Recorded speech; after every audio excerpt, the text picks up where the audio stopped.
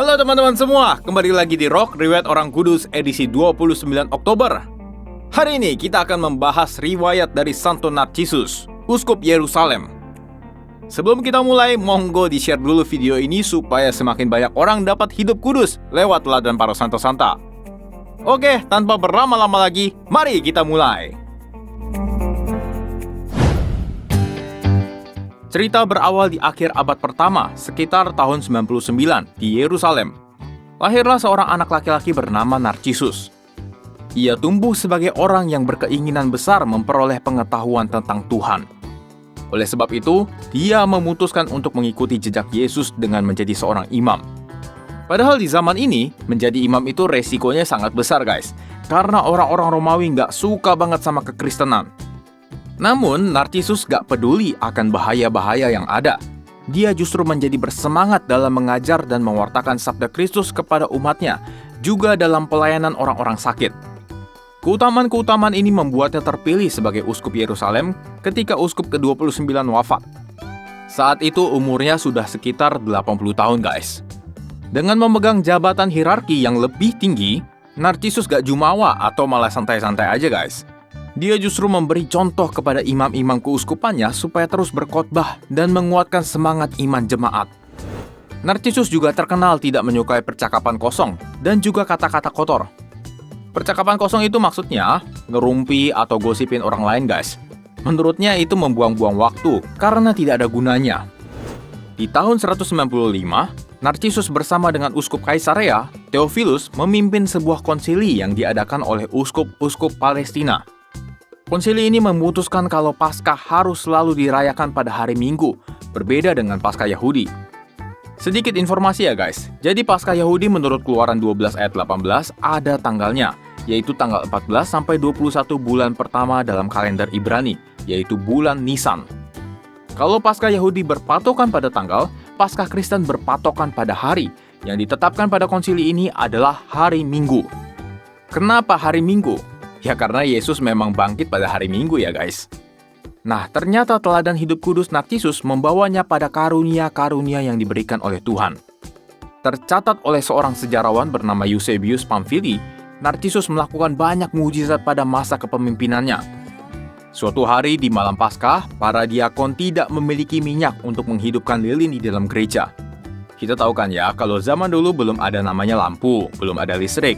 Sedangkan perayaan Vigili Paskah ada namanya liturgi cahaya.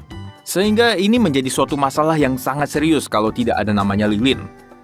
Tapi Narcisus hanya meminta orang membawakannya air dari sumur. Setelah itu dia berdoa atas air itu. Kalau dulu Yesus mengubah air menjadi anggur, Narcisus justru mengubah air menjadi minyak guys. Mujizat ini membuat umat tercengang. Dan selama beratus-ratus tahun, minyak ini disimpan dan dipakai untuk menyembuhkan banyak orang. Tapi kita perlu sadar juga ya guys, sebaik-baiknya orang, pasti ada juga yang gak suka. Sifat tegas Narcisus ternyata membuat beberapa orang di Yerusalem memfitnahnya melakukan kejahatan yang menjijikan, yang tidak dituliskan oleh Eusebius. Nah, waktu itu ada 3 orang yang bersaksi kalau Narcisus melakukan dosa-dosa itu. Gak tanggung-tanggung, mereka sampai bersumpah loh guys. Yang pertama mengatakan, "Kalau perkataanku tidak benar, aku bersumpah aku akan mati terbakar." Yang kedua berkata, "Kalau perkataanku tidak benar, aku bersumpah aku akan sakit kusta." Dan yang ketiga berkata, "Kalau perkataanku tidak benar, aku bersumpah mataku akan jadi buta." Wah, mendengar 3 orang bersumpah seperti itu, harusnya orang-orang pada percaya dong. Justru kebalikannya guys. Hanya sekian persen aja umat yang percaya kesaksian gak masuk akal itu. Karena umat sudah melihat sendiri karya Narcisus secara langsung. Mendengar tuduhan dan polemik di tengah umatnya, Narcisus bukannya membela diri, tapi lebih memilih untuk mengasingkan diri dan menjadi pertapa di padang gurun. Di waktu yang lain ternyata 3 orang yang bersumpah palsu itu menerima surprise guys. Bukan kado ulang tahun atau voucher lotre ya. Tapi mereka menerima buah perkataan mereka sendiri. Orang pertama meninggal dalam kebakaran rumah bersama satu keluarganya, dan orang kedua meninggal karena sakit kusta. Yang ketiga, orang ketiga yang melihat 2 temannya mati mengenaskan menjadi menyesal atas dosa-dosanya dan mengakui kesalahan-kesalahannya. Ia terus-menerus menangis hingga matanya menjadi buta sebelum kematiannya. Ini makanya kita nggak boleh sumpah-sumpah sembarangan ya guys, karena ucapan itu adalah doa loh. Nah, jabatan yang ditinggalkan oleh Uskup Narcissus kemudian diisi oleh uskup lain selama beberapa tahun. Sampai meninggalnya uskup penggantinya, ia ternyata masih hidup dan bertapa di padang gurun guys. Lewat nasihat langsung dari Tuhan, ia kemudian pergi ke Yerusalem dan kembali ke posisinya yang semula. Namun usianya yang sudah uzur membuatnya perlu seseorang untuk membantunya. Ia kemudian meminta seorang bernama Alexander untuk menjadi uskup koadjutornya atau uskup pembantunya. Alexander juga kemudian akan menjadi martir guys, yang dikenal dengan nama Santo Alexander dari Yerusalem. Narcissus lalu meninggal dengan tenang saat usianya sekitar 117 tahun di tahun 216.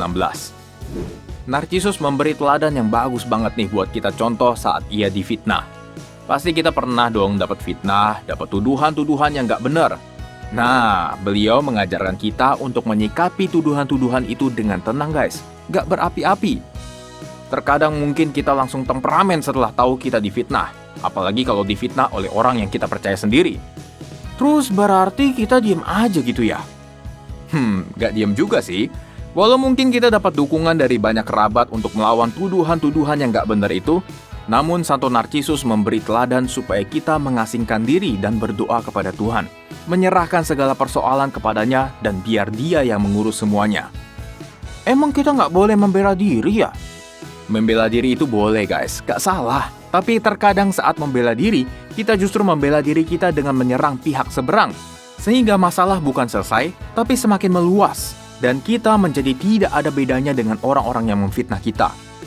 Silakan membela diri, tapi Santo Narcissus lebih menyarankan kepada kita supaya berserah kepada Tuhan dan biar Tuhan yang membela kita. Oke guys, begitulah kisah hidup dari Santo Narcissus. Semoga bermanfaat ya. Terima kasih sudah menonton dan sampai jumpa di Rock edisi selanjutnya. Tot ziens!